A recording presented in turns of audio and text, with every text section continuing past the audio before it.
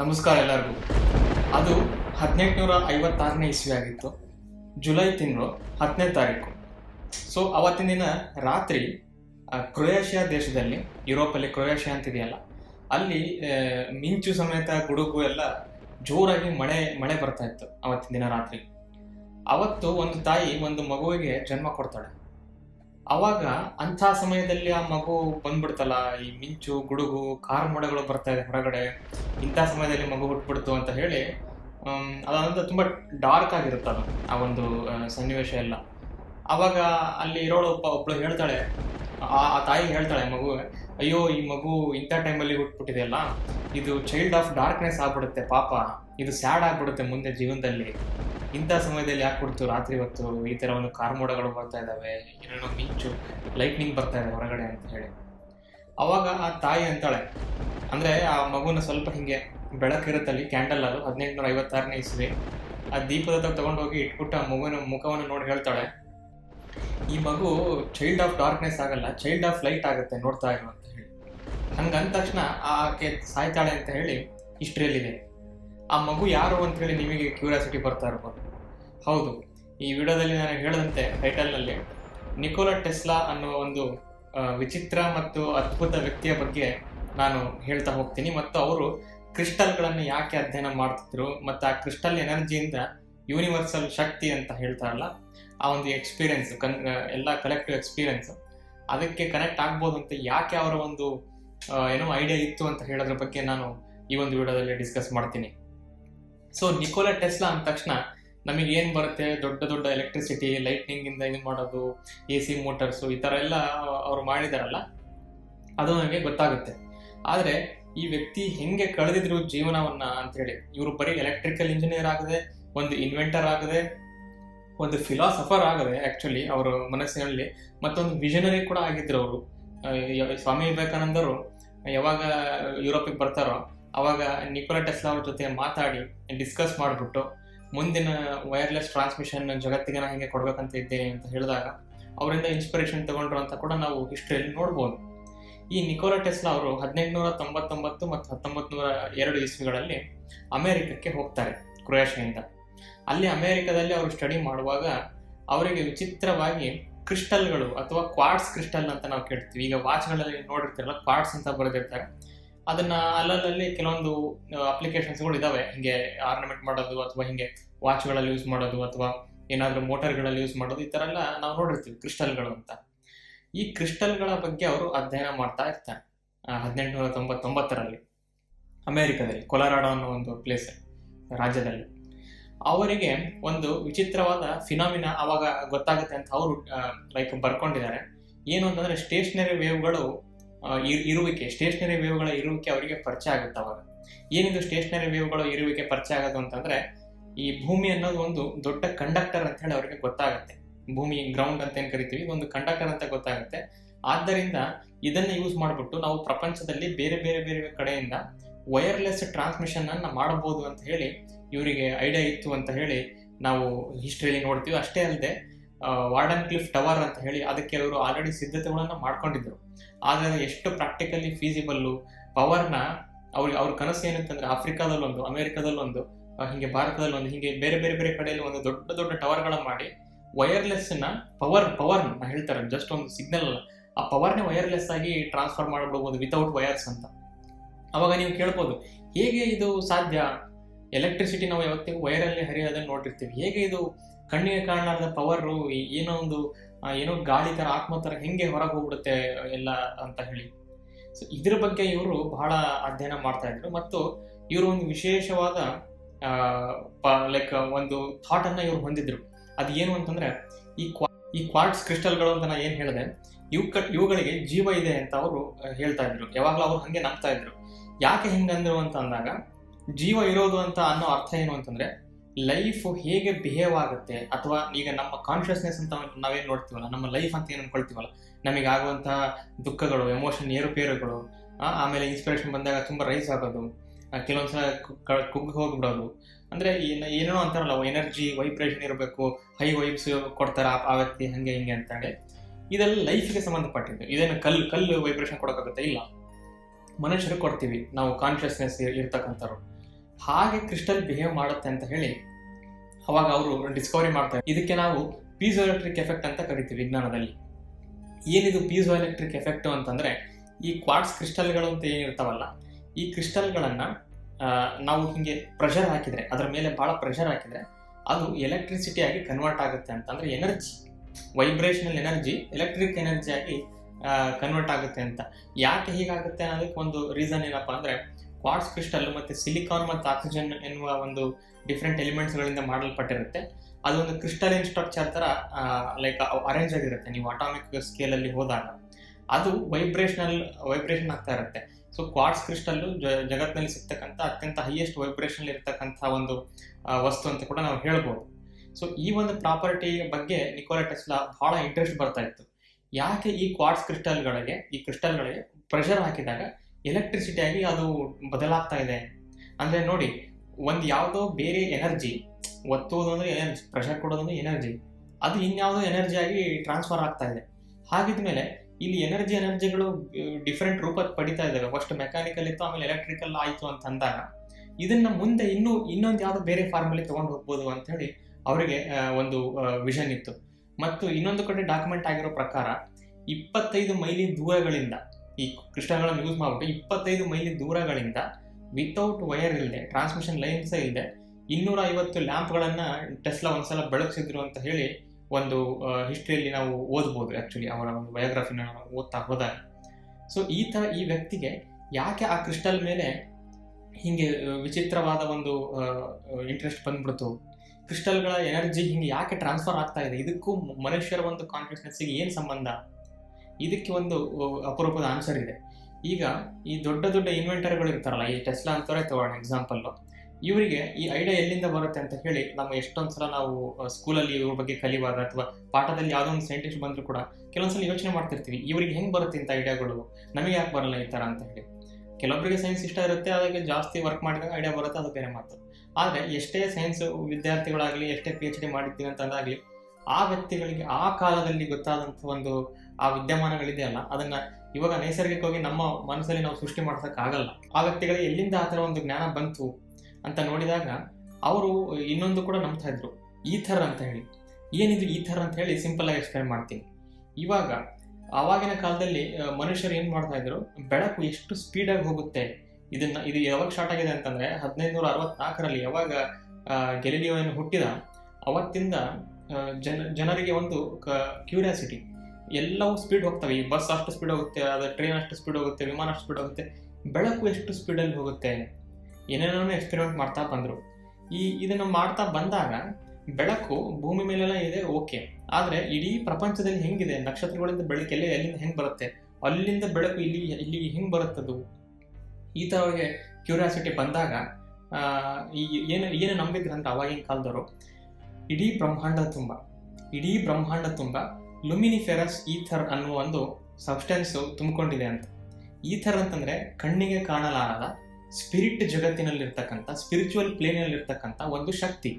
ಇದು ಯಾವಾಗಲೂ ಇತ್ತು, ಇದು ಇವಾಗಲೂ ಇದೆ, ಹಿಂದೆನೂ ಇದೆ, ಮುಂದೆನೂ ಇದೆ, ಜನಸಿಸ್ ಆಗಕ್ಕಿಂತ ಹಿಂದೆನೂ ಇತ್ತು. ಈ ಒಂದು ಸ್ಪಿರಿಚುವಲ್ ಪ್ಲೇನಲ್ಲಿ ಎಲ್ಲ ಒಂದು ಬರ್ತವೆ, ಮೆಂಟಲ್ ಪ್ಲೇನು, ಫಿಸಿಕಲ್ ಪ್ಲೇನು ಅಂತ ಹೇಳಿ. ಇದನ್ನು ಕಬಾಲಿಯನ್ ಅಂತ ಅನ್ನೋ ಒಂದು ಬುಕ್ಕಲ್ಲಿ ಕೂಡ ಪ್ರಸ್ತಾಪ ಮಾಡಿದ್ದಾರೆ. ಸೊ ಏನು ತಿಳ್ಕೊಬೇಕು, ಈಥರ್ ಅಂತಂದ್ರೆ ಒಂದು ಕಣ್ಣಿಗೆ ಕಾಣಲಾರದ ವಸ್ತು, ಆ ವಸ್ತುವಿನೆಲ್ಲ ಎಲ್ಲ ಬೆಳಕು, ಗ್ರಾವಿಟಿ, ಈ ಭೂಮಿ, ಈ ನಕ್ಷತ್ರ, ಇವೆಲ್ಲ ಈ ಒಂದು ಈಥರ್ ಅನ್ನೋ ಒಂದು ಪ್ಲೇನಲ್ಲೇ ಬರ್ತವೆ ಅಂತ ಹೇಳಿ. ಆದರೆ ಯಾರಿಗೂ ಇದು ಇದೆ ಅಂತ ಹೇಳಿ ಪ್ರೂವ್ ಮಾಡೋಕ್ಕೆ ಆಗಿರಲಿಲ್ಲ ಸೈಂಟಿಫಿಕಲಿ. ಸುಮ್ಮನೆ ಒಂದು ಹೈಪೋಥಿಸಿಸ್ ಕೊಟ್ಬಿಟ್ಟು ಒಂದು ಇದೆ ಅಂತ ಕಣ್ಣಿಗೆ ಕಾಣಲಾರದ ಅಂತಂದ್ರೆ ಕೆಲವೊಬ್ರು ನಂಬೋದು, ಕೆಲವೊಬ್ರು ಕ್ವಶನ್ ಮಾಡ್ತಾರೆ ಉತ್ತಮರು. ಅದು ಹೆಂಗೆ ಹೇಳ್ತೀಯ ನೀನು ಇದೆ ಅಂತೇಳಿ, ಪ್ರೂಫ್ ಏನೋದಕ್ಕೆ? ಗಾಳಿ ಅಂತಂದ್ರೆ ಫೀಲ್ ಮಾಡ್ತೀವಿ, ಅದೇನೋ ಕಣ್ಣಿಗೆ ಕಾಣಲ್ಲಂತೆ, ಎಲ್ಲ ಕಡೆ ಹರಡ್ಕೊಂಡಿದೆ ಅಂತ, ಅದು ಹೆಂಗೆ, ಅದು ಪ್ರೂಫ್ ಇಲ್ಲದೆ ಹೆಂಗೆ ನಂಬೋದು ಅಂತ. ಇದೇ ಥರ ಮೈಕಲ್ಸನ್ ಮತ್ತೆ ಮಾರ್ಲೆನ್ ಅವರು ಈ ಈಥರ್ ಅನ್ನೋದು ಇಲ್ಲ ಅಂತ ಹೇಳಿ ಪ್ರೂವ್ ಮಾಡ್ತಾರೆ. ಆ್ಯಕ್ಚುಲಿ ಅಂದರೆ ಬೆಳಕು ಆ ಈಥರ್ನ ಮೂಲಕ ಬರ್ತಾ ಇದೆ ಅಂತ ಹೇಳಿ ಯಾವ ವಿಜ್ಞಾನ ನಂಬಿತ್ತು, ಅದರ ಈಥರ್ ಆಪೋಸಿಟ್ ಆಗಿ ಬಂದರೆ ಬೆಳಕಿನ ವೇಗ ಕಡಿಮೆ ಆಗಬೇಕು, ಆದರೆ ಬೆಳಕಿನ ವೇಗ ಕಡಿಮೆ ಆಗಲ್ಲ.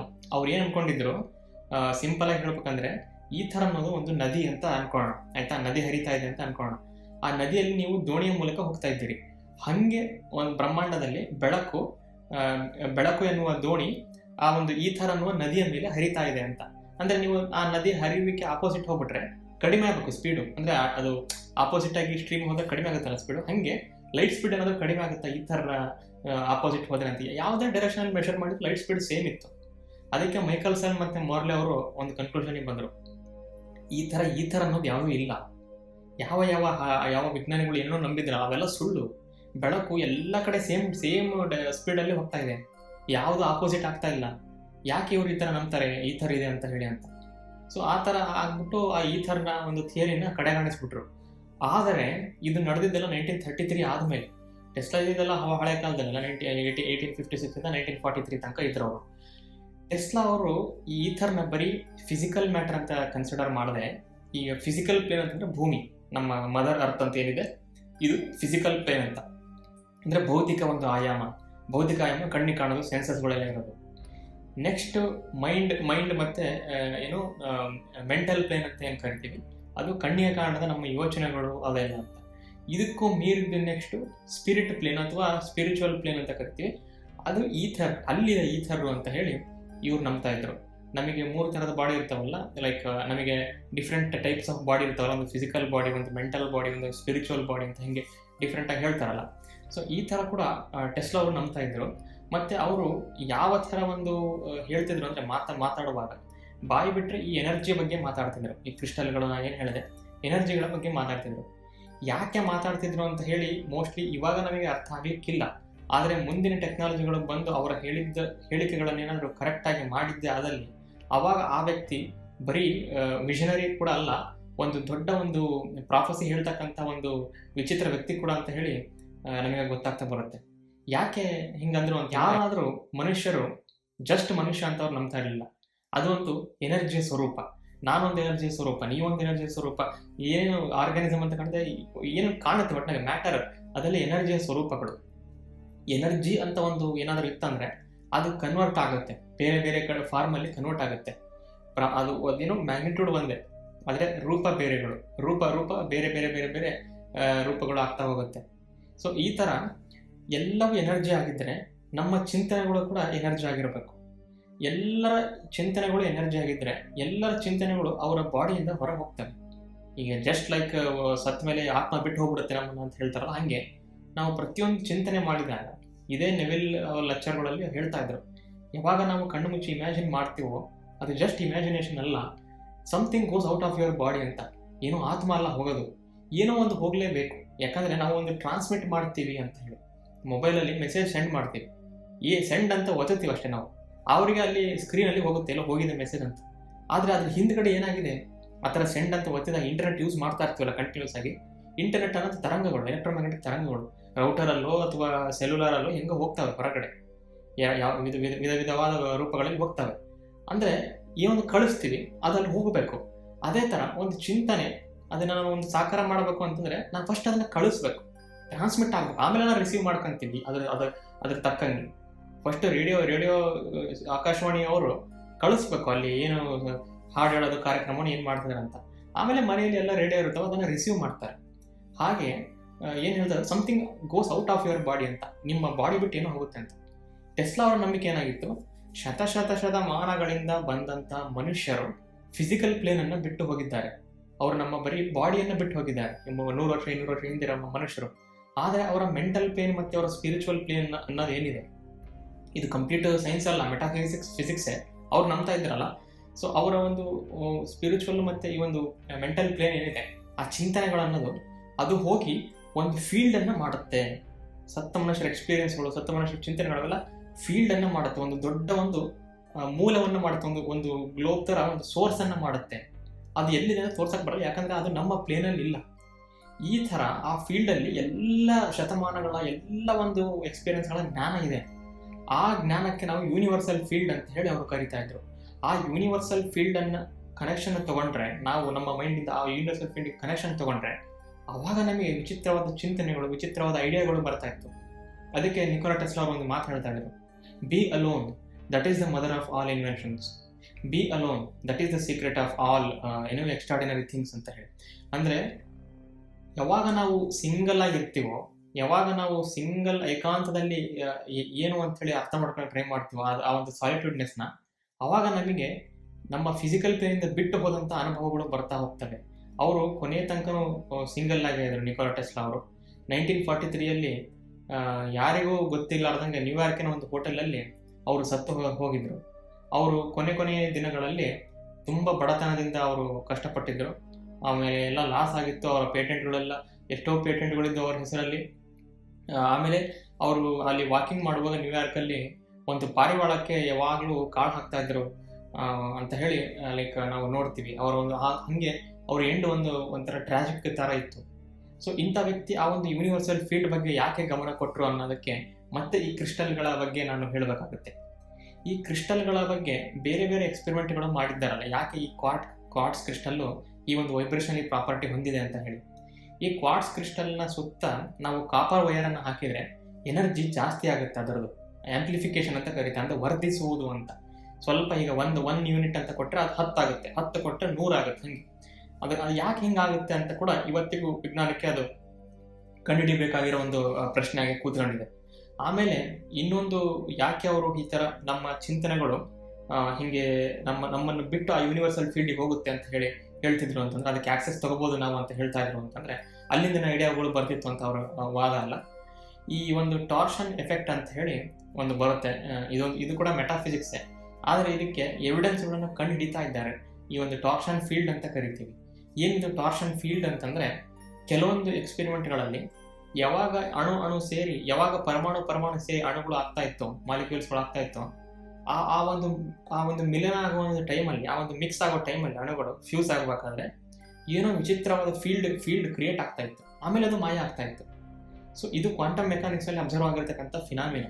ಇದನ್ನು ಎಷ್ಟೋ ಸಲ ಎಕ್ಸ್ಪೆರಿಮೆಂಟ್ ಮಾಡೋಕ್ಕೆ ಟ್ರೈ ಮಾಡಿದ್ದಾರೆ, ಆದರೆ ಇದರ ಇರುವಿಕೆ ಇದುವರೆಗೂ ನಮಗೆ ಪತ್ತೆ ಹಚ್ಚೋಕ್ಕಾಗಿಲ್ಲ. ಇವರು ಈಗ ಇದೇ ಎಕ್ಸಾಂಪಲ್ ತಗೋಣ, ಕ್ವಾರ್ಟ್ಸ್ ಕ್ರಿಸ್ಟಲ್ಲು ಮೆಕ್ಯಾನಿಕಲ್ ಹಾಕಿದಾಗ ಅದು ಎಲೆಕ್ಟ್ರಿಕಲ್ ಎನರ್ಜಿ ಆಗುತ್ತೆ. ಕ್ವಾರ್ಟ್ಸ್ ಕ್ರಿಸ್ಟಲ್ ಮೆಕ್ಯಾನಿಕಲ್ ಹಾಕಿ ಎಲೆಕ್ಟ್ರಿಕಲ್ ಎನರ್ಜಿ ಆಗುತ್ತೆ. ಆ ಪೀಸೋ ಎಲೆಕ್ಟ್ರಿಕ್ ಪ್ರಾಪರ್ಟಿ ಯೂಸ್ ಮಾಡಿಕೊಂಡು ನಾವು ಎಷ್ಟೊಂದು ಅಪ್ಲಿಕೇಶನ್ ಮಾಡ್ಬೋದು. ಈಗ ನಿಕೋಲಾ ಟೆಸ್ಲಾ ಅವರ ಒಂದು ಥಿಯರಿ ಪ್ರಕಾರ ಈ ಕ್ರಿಸ್ಟಲ್ ಏನಾದರೂ ನಮ್ಮ ಜೀವವನ್ನೇ ಅನುಸರಿಸ್ತಾ ಇದ್ದಾರೆ, ಅಂತ ಅದಕ್ಕೆ ಜೀವ ಇರೋದೇ ನಿಜ ಆಗಿದ್ರೆ, ಕ್ರಿಸ್ಟಲ್ ಅನ್ನೋದೇ ಒಂದು ಜೀವವನ್ನು ರೆಪ್ರೆಸೆಂಟ್ ಮಾಡ್ತಾ ಇದ್ದಾರೆ, ಅಂದರೆ ಕಾನ್ಷಿಯಸ್ನೆಸ್ ಹಿಂಗಿದೆ ಅಂತ ಹೇಳಿ, ನಮ್ಮ ಮನುಷ್ಯರಲ್ಲಿ ಯಾವುದೋ ಒಂದು ಕಾರ್ಯವನ್ನು ಮಾಡುವುದರ ಮೂಲಕ ನಮ್ಮ ಫ್ರೀಕ್ವೆನ್ಸಿ ರೈಸ್ ಆಗೋ ಚಾನ್ಸಸ್ ಇದೆ.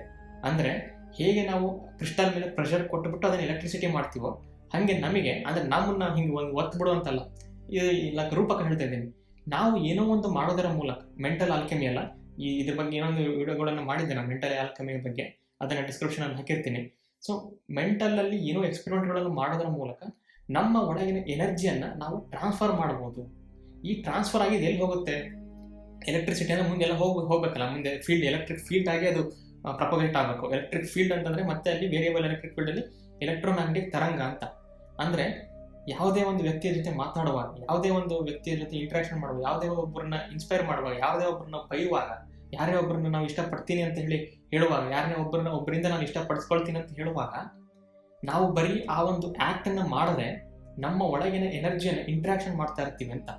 ಅಂದರೆ ಇದು ಏನು ಹೇಳುತ್ತೆ, ಒಬ್ಬ ಮನುಷ್ಯ ಅವನ ಚಿಂತನೆಯನ್ನು ಎಲೆಕ್ಟ್ರೋಮ್ಯಾಗ್ನೆಟಿಕ್ ತರಂಗಗಳ ಮೂಲಕ ಎಮಿಟ್ ಮಾಡ್ತಾನೆ, ಇನ್ನೊಬ್ಬ ಮನುಷ್ಯ ಅವರ ಒಂದು ಚಿಂತನೆಗಳು ಎಲೆಕ್ಟ್ರೋಮ್ಯಾಗ್ನೆಟಿಕ್ ತರಂಗಗಳ ಮೂಲಕ ಎಮಿಟ್ ಮಾಡ್ತಾನೆ. ಈ ಎರಡು ತರಂಗಗಳು ಸೇರಿ, ತರಂಗ ಸೇರಿ, ಇದೊಂದು ಫ್ರೀಕ್ವೆನ್ಸಿ ಸೇರಿ ಇನ್ಯಾವುದೋ ಒಂದು ಫ್ರೀಕ್ವೆನ್ಸಿ ಪ್ರೊಡ್ಯೂಸ್ ಆಗುತ್ತೆ. ಇದಕ್ಕೆ ನಾವು ಔರ ಅಂತ ಕರಿತೀವಿ. ಇದಕ್ಕೆ ಔರಿಕ್ ಎನರ್ಜಿ ಅಂತ ಕರೀತಾರೆ. ಇದಕ್ಕೆ ಔರಿಕ್ ಎನರ್ಜಿ ಅಂತಂದ್ರೆ ಅದು ಇಮ್ಯಾಜಿನರಿ ಎನರ್ಜಿ, ಒಂದು ಮನುಷ್ಯನ ಸುತ್ತ ಇರ್ತಕ್ಕಂಥ ಎನರ್ಜಿ. ಅದು ಕಣ್ಣಿಗೆ ಕಾಣಲ್ಲ. ನೀವು ಹಳೆ ಕಾಲದ ಫೋಟೋಗಳನ್ನು ನೋಡಿದ್ರಿ, ಗಣೇಶ, ಈ ರಾಮ, ಈ ಕೃಷ್ಣ, ಈ ಥರ ಎಲ್ಲ ದೇವರು ಇರ್ತಾರಲ್ಲ, ಇವರ ಫೋಟೋಗಳ ತಲೆಯ ಭಾಗದಲ್ಲಿ ಒಂದು ಯೆಲ್ಲೋ ಕಲರ್ ಲೈಟ್ ಇರ್ತಾ ಇತ್ತು. ನಾನು ಗಣೇಶನ ಹಬ್ಬ ಮಾಡ್ತಾ ಇದ್ದಾಗ ಗಣೇಶನ ಫೋಟೋ ಎಲ್ಲ ನೋಡ್ತಿದ್ನಲ್ಲ, ಏನಿದು ಹಿಂದೆ ಏನು ಅವ್ರ ತಲೆಯಿಂದ ಎಲ್ಲೋ ಥರ ಹಿಂಗೆ ಶೈನ್ ಆಗ್ತಾ ಇದೆ, ಏನೋ ಒಂದು ಬ್ರೈಟ್ ಲೈಟ್ ಥರ ಅಂತ. ಇದಕ್ಕೆ ಔರ ಅಂತ ಕರೀತಾರೆ. ನನಗೆ ರೀಸೆಂಟಾಗಿ ಗೊತ್ತಾಯ್ತು ಇದಕ್ಕೆ ಔರ ಅಂತ. ಅಂದರೆ ಒಬ್ಬ ವ್ಯಕ್ತಿಯ ಸುತ್ತ ಅವನು ಮಾಡ್ತಕ್ಕಂಥ ಚಿಂತನೆ, ಅವನು ಏನನ್ನು ಹೊರಹೊಮ್ಮಿಸ್ತಾ ಇದ್ದಾನೆ, ಅವನು ಏನನ್ನ ಕೊಡ್ತಾ ಇದ್ದಾನೆ, ಸಬ್ಲಿಮಿನಲ್ ಮೆಸೇಜ್. ಒಬ್ಬರು ನೋಡಿದ ತಕ್ಷಣ ನಂಗೆ ಹಿಂಗೆ ಅನಿಸ್ಬಿಡುತ್ತಲ್ಲ, ಅವ್ರ ಬಗ್ಗೆ ಏನೋ ಅನಿಸ್ಬಿಡುತ್ತೆ, ಅದು ನಾವು ಪರ್ಸೆಪ್ಷನ್ ಮಾಡ್ಕೊಳ್ತೀವಿ ಅವ್ರ ಬಗ್ಗೆ. ಅದು ಪ್ರೊಜೆಕ್ಷನ್, ಅದು ಸೈಕಾಲಜಿಯಲ್ಲಿ ಬರುತ್ತೆ, ಅದು ಬೇರೆ. ನಾನು ಹೇಳ್ತಾ ಇರೋದು, ಒಬ್ಬ ವ್ಯಕ್ತಿ ಮಾತಾಡಿದ ತಕ್ಷಣ ಅವ್ರು ನಮಗೆ ಇಷ್ಟ ಆಗ್ಬಿಡ್ತಾರೆ ಕೆಲವೊಂದ್ಸಲ. ಯಾಕೆ ಅಂತ ಹೇಳಿ ಬರೀ ಅದು ಫಿಸಿಕಲ್ ಅಟ್ರಾಕ್ಷನ್ ಅಲ್ಲ, ಅದು ಮೆಂಟಲ್ ಪ್ಲೇನು ಕೂಡ ಅಲ್ಲ, ಸ್ಪಿರಿಚುವಲ್ ಪ್ಲೇನಿಗೆ ಅದು ಕನೆಕ್ಷನ್ ಇರುತ್ತೆ. ಈಥರ್ ಅಂತ ಹೇಳಿ ನಾನು ಟೆಸ್ಲಾ ಹೇಳಿದ ಪ್ರಕಾರ. ಸೊ ಹಾಗೆ ಅವರ ಇಂಟ್ರಾಕ್ಷನ್ ಬರೀ ಮಾನವರ ಇಂಟ್ರಾಕ್ಷನ್ ಅಲ್ಲ, ಅದು ಔರಿಕ್ ಎನರ್ಜಿಗಳ ಇಂಟ್ರಾಕ್ಷನ್. ಈ ಆ ಯೂನಿವರ್ಸಲ್ ಫೀಲ್ಡಲ್ಲಿ ಅದು ಶೇಖರಣೆ ಆಗುತ್ತೆ. ಆ ಯೂನಿವರ್ಸಲ್ ಫೀಲ್ಡನ್ನು ಕನೆಕ್ಷನ್ ತಗೋಬೇಕು ಅಂತಂದರೆ ಈ ಥರ ಸಾಲಿಟ್ಯೂಡ್ನೆಸ್ಸು ಅಥವಾ ಲೈಕ್ ಟ್ರೆಮಂಡಸ್ ಆಗಿರ್ತಕ್ಕಂಥ ಏಕಾಗ್ರತೆ, ಧ್ಯಾನ ಅಥವಾ ಇಮ್ಯಾಜಿನೇಷನ್, ಈ ಥರ ಡಿಫ್ರೆಂಟ್ ಟೆಕ್ನಿಕ್ಸ್ಗಳು ಇದಾವಲ್ಲ, ಅದನ್ನೇ ಮಾಡೋಕ್ಕೋಸ್ಕರ ಈಗ ಕ್ರಿಯಾಯೋಗದವರು ಪರಮಹಂಸ ಯೋಗಾನಂದ ಒಂದು ಸೆಲ್ಫ್ ರಿಯಲೈಸೇಷನ್ ಫೆಲೋಶಿಪ್ ಅಂತ ಹೇಳಿ ಲಾಸ್ ಏಂಜಲೀಸ್ ಅವರು ಸ್ಟಾರ್ಟ್ ಮಾಡಿದರು. ಸೊ ಏನೇ ಆಗಿರಲಿ, ಈ ಒಂದು ನಿಕೋಲಾ ಟೆಸ್ಲಾ ಅನ್ನೋ ವ್ಯಕ್ತಿ ಬರೀ ಒಂದು ಇನ್ವೆಂಟರ್ ಆಗಿ ಅಲ್ಲದೆ ಈ ಥರ ಮೆಟಾಫಿಸಿಕಲ್ ಪ್ಲೇನ್ಗಳಲ್ಲಿ ಯಾಕೆ ಗಮನ ಕೊಡ್ತಾ ಇದ್ರು ಅಂತ ನಮಗೆ ಒಂದು ಡೌಟ್ ಬರ್ಬೋದು. ಕನ್ಕ್ಲೂಷನ್ ಮತ್ತು ಔಟ್ಲುಕ್ ಪಾರ್ಟಲ್ಲಿ ಏನು ಹೇಳ್ತಾ ಇದ್ದೀನಿ, ಒಂದು ವಿಡಿಯೋದಿಂದ ಒಂದು ಏನು ಮೆಸೇಜ್ ಕೊಡ್ತಾ ಇದ್ದೀನಿ ಅಂತಂದರೆ, ಈ ವ್ಯಕ್ತಿ ಒಂದು ಮಾತು ಹೇಳಿದ್ರು, ಯಾವಾಗ ಮನುಕುಲ ಏನಿದೆ ಅಂಥೇಳಿ ಏನು ಕಣ್ಣಿಗೆ ಕಾಣುತ್ತೆ ಅದನ್ನು ಅಡ್ವಾನ್ಸ್ಮೆಂಟ್ ಮಾಡೋದು, ಅದನ್ನು ಕಸ್ಟಮೈಸೇಷನ್ ಮಾಡೋದು, ಅದು ದೊಡ್ಡ ಮಾತು ಅಲ್ಲ, ಆವಾಗಲ್ಲ ಸಾಧನೆ ಅಂತ ಆಗೋದು.